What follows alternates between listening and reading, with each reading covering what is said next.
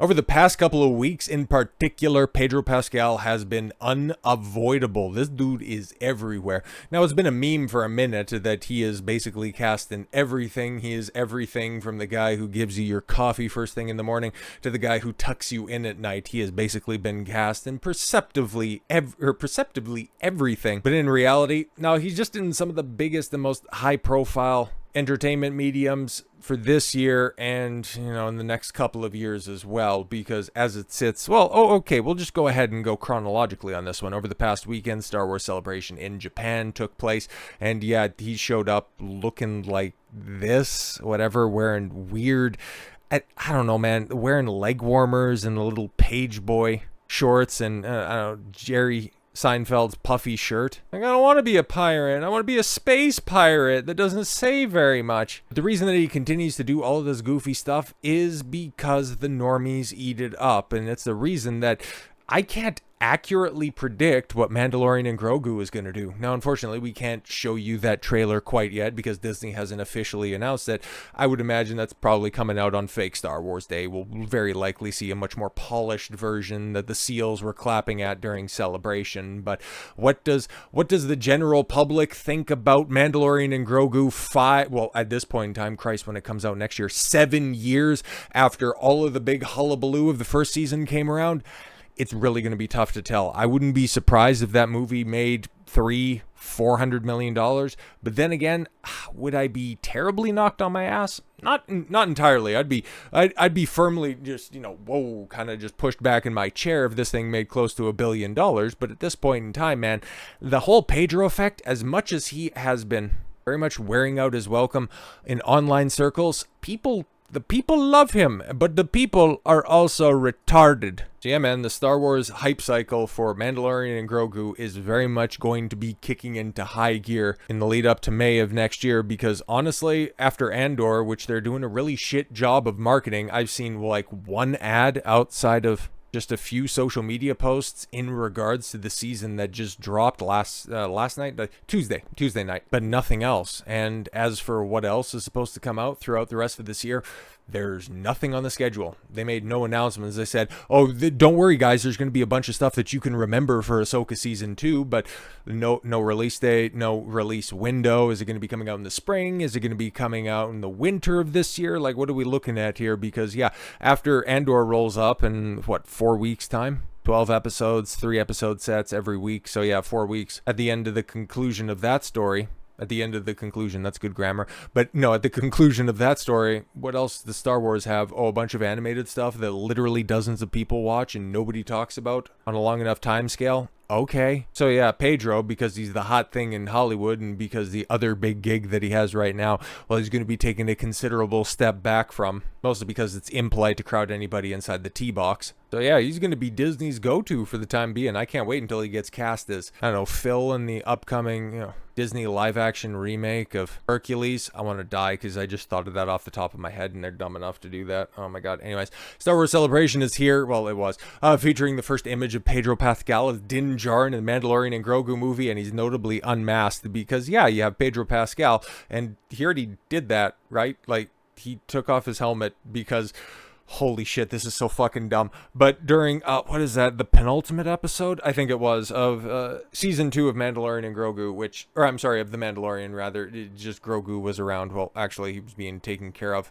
Oh no, he was kidnapped by Darth Gus, Boba Fring, who I would imagine is probably going to come back in this movie or something like that. But no. When he's in that Imperial base, okay, he has to get the coordinates in order to get to Moff Gideon's ship. And instead of like putting in a passcode or something like that, or having all the genetic material of all the Empire loyalists on record in order for you to access anything, no, all you needed to do was have a face.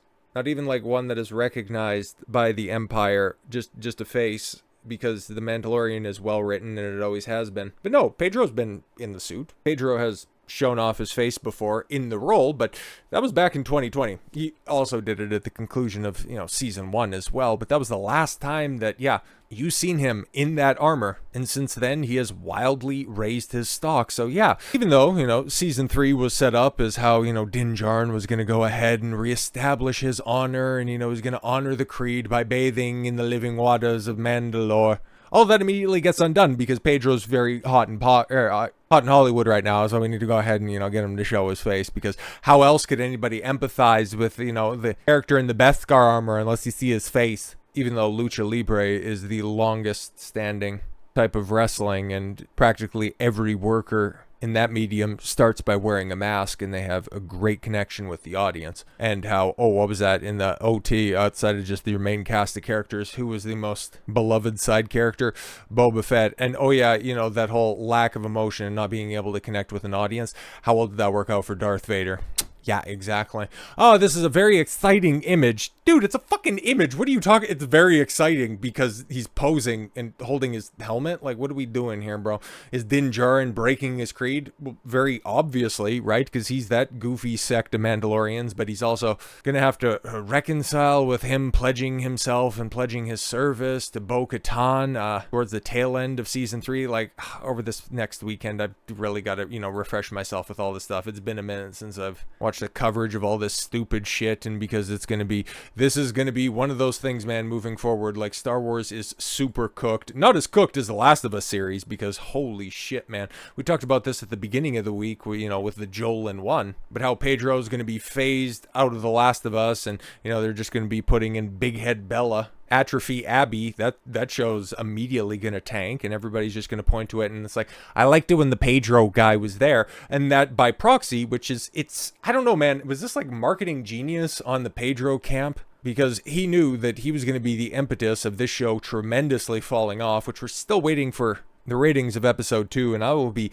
very interested for what it's going to look like moving forward as it starts to just get into that maudlin story around, the second game, which was just so well received by dozens of people and hated by the millions of people that like the original game. But yeah, if Pedro's only going to be in flashbacks, and those are the points that are constantly referenced as being the best acted, because, yeah, Bella Ramsey can hold her own in certain scenes. Not going to say that she's great or anything like that, but she is a competent enough actress. Can she lead the show? Well, we haven't seen anything quite yet, at least at time of recording. Depending on when you're watching this, it might be after Sunday, so who knows on that front. But I hear enough decent about that Caitlin Devers, I think that's the name of the chick playing Abby, that, she's good enough, but realistically, man, it's lacking that oomph, that star power over the top of it. And if Pedro's going to be, the bright spot with the flashbacks or dream sequences, it's really going to raise this mythos of this guy. But when he's required to perform, and when he's eventually going to have to be him on the big screen without any gimmicks, without any franchises helping him out, when he's got to establish himself as the guy, how is he going to fare? Because we've heard a lot about the Fantastic Four, okay? We've heard a lot from Vanessa Kirby, Sue Storm, about how the Invisible Woman, is going to be leading the Future Foundation, how we're going to be exploring gender politics with the leadership of Sue Storm. And then we've also heard from Joseph Quinn, how we're going to be getting Femboy Human Torch, and he's going to be flaming in a different aspect. The only person who hasn't come out and made an ass of themselves is Ebon Moss-Backrack. I think that's the Thing, the guy who's playing the Thing, but I guess he'll be voicing the Thing and not actually the part practical, part CGI thing that you see out there. Also because they probably don't want to hear from him and how he'd be self-deprecating, because I don't know, maybe this is getting a little bit too into the weeds, that Disney doesn't want to, pick or marginalize disabled people, and that could be the way that they perceive the Thing. It's all very, very crazy. He, so far in all the marketing material, has ended up being the one best represented. Like, the stuff that I've seen from him outside of the goofy-ass cooking stuff, which at least he's being shown to be competent, is just focusing on that is very, very strange. But, picking up the car, performing for the kids, obviously having a crisis about being turned into a complete rock monster, like, that could be an interesting character. Are they going to go in that direction, or is he just going to end up being comic relief? Potentially. But the guy who's just going to be a bumbling, incompetent asshole, Mr. Fantastic, the world's smartest man. I mean, he's supposed to be one of the big alpha chads of Marvel, the patriarch of the first family, and you cast the guy who's just a blubbering anxiety-riddled mess who is the big hotness in Hollywood because he is the exact type of masculinity that Hollywood and entertainment is trying to push. So you got Pedro Pascal on the really intimidating process of embodying Reed Richards in the Fantastic Four first steps. Pedro Pascal is no stranger to stepping into genre entertainment and franchise-spanning worlds, but he admitted his latest foray, the forthcoming Fantastic Four first steps, is really intimidating.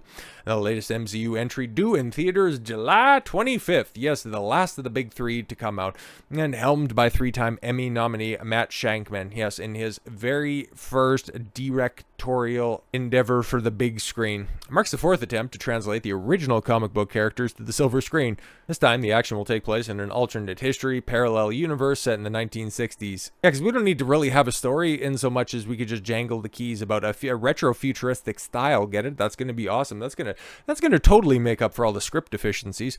Offering a retro-futuristic environment, yeah, for stars Vanessa Kirby, Joseph Quinn, and Ebon Moss-Bachrach, and Pascal, of course.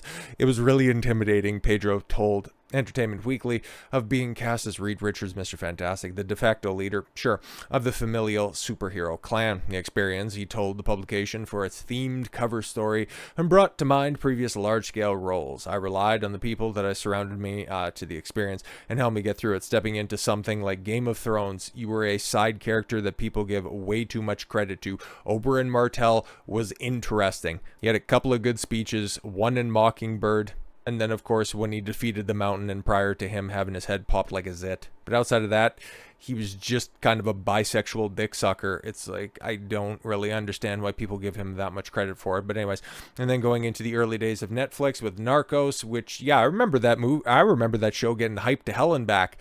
I didn't hear a goddamn thing about him. And then Star Wars, yes, in the world of video games with The Last of Us. No, you did a season and change, okay, in the realm of video games. And each time I felt like I couldn't top how intimidating the last one was. Okay, side character, I think lead character in Narcos, and then a voice actor for Star Wars. And then, yeah, okay, ended up taking the lead on The Last of Us, but that was one that ended up overperforming. I would have to say for the first season, I didn't think it would be that popular, but it just ended up being a juggernaut back in early days of 2023. And now we'll have to see what the fallout of that ends up looking like. But now, yeah, no, this is definitely the biggest role that he's had, even though he's been in so much stuff, and it just really does seem like he's been in a lot of things. But it's the big tentpole stuff that a lot of people talk about that he's a part of. I think that ends up being the fuel to the fire that is why people perceive him to be in so many things. But they're really scary because you really want to make people happy, especially if it's something that's widely known with particular expectations around it, because you want those expectations to be met. You also want to be your authentic self so that it can be the best that it can be for anyone who wants to be entertained by the story and travel with us into this world. Yeah, it's so funny that he doesn't want to take that same approach on social media, where he'll go ahead and call half of the world Confederates and 1940s Germans enthusiasts, and then also wear divisive shit to the I think that was the premiere of the Thunderbolts about protecting trans kids. Yeah, no, you need to be authentic, and you need to make sure that you live up to people's expectations. But yo, I was pretty excited for a Fantastic Four film, a proper one to be brought to the screen, because I was never excited by any of the previous iterations, not Fan Four Stick, not the one that Jessica Alba was in. And then I knew nothing about the Richard Corman, Robert Corman, stuff from way back in the cut, okay? But I always had reverence and deference towards, something that is so integral to comic books. And then the more you figured out, and the more that you heard about the story, from the casting into some of the character-related decisions, female Silver Surfer, that was the moment where, more red flags started to pop up and people were giving up on the project. And so, outside of just parsing through the trailers and seeing that he's just going to be a weepy, insecure mess, what can we anticipate to see when we eventually start to see more from Mr. Fantastic? Well, Pedro Pascal reveals inspiration for Reed's stretching power, and it will surprise you. No, it'll just make you roll your eyes so hard it gives yourself minor concussion. Speaking with Comic Book during an interview at Star Wars Celebration event in Tokyo, Pascal detailed his cerebral approach to the character, focusing on Reed's intellect over his famous elasticity. The actor known, yes, for the physically demanding roles like Din Djarin that he doesn't even do. That's just a guy in a suit. He just provides the voice lines. It's all ADR. I don't know what you're talking about. Might have been the case in the first season, but everything post second season when things started to get a little bit squirrely. Yeah, he was not in that suit. Drew a sharp contrast between the collective performance and the unique challenge of embodying the iconic leader of Marvel's first family. His comments underscored the film's focus on character and intellect, even amidst the cosmic adventures promised by the recent trailer, which gave the fans a first glimpse of Reed's powers and the formidable Silver Surfer. It was like, hey y'all, your planet's been marked for death, but at least I got some good news because we got a flash sale on the Lay's barbecue chips down the 5th aisle. If you just want to go down there, it'll be real great. With Reed, his body may stretch, but his brain is a character. Wait, what?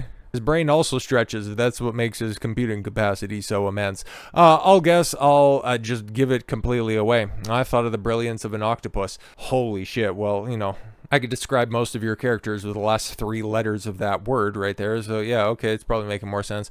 Not in any literal not in any literal physical translated way, but I put it into my subconscious. Yeah, that's the biggest character secret reveal that I've given to you. The unusual comparison points towards an interpretation grounded in intelligence, adaptability, and perhaps the multifaceted problem-solving capabilities associated with the highly intelligent cephalopod.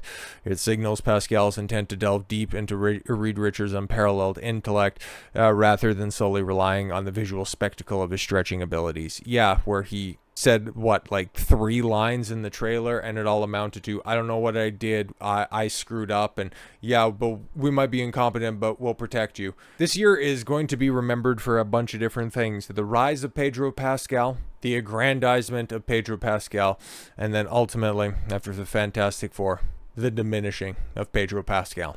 So with all that said, thank you all very much for the gift of your time. I've been Don Consuelo. I want you to follow your gut and get after it. Take care, everyone.